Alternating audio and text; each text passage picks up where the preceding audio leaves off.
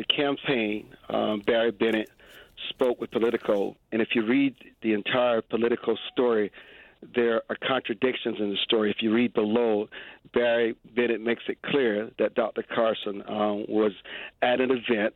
He can't recall where the event was, but one of the high points was that General Westmoreland and somebody associated with him were there, and they were honoring someone, and afterwards there was a meeting where they discussed the fact that he had very good grades as an ROTC person, and that he should apply to West Point, because all of us know that anybody who applies to West Point, if you accept it, it's an automatic scholarship.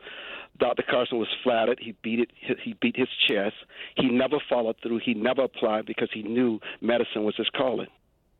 Because in his book, he writes, and this is the book Gifted Hands, he writes about that meeting he had with General William Westmoreland, who was the top U.S. general during the Vietnam War. It was a meeting that he had with his own Sergeant Hunt, who was his high school ROTC director.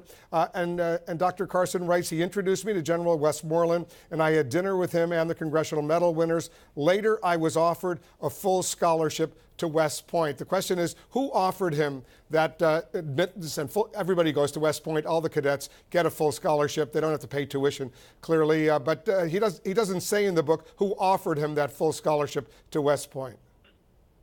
You know, Wolf, he has been telling this story for a long time. It has been in his books. This was so long ago. All he knows is that he was encouraged to apply for the scholarship, to apply for admission to West Point. He never applied. And so it was a big moment for him in terms of boosting his confidence. You know, as a kid, he remembered that as one of the pivotal moments in his life.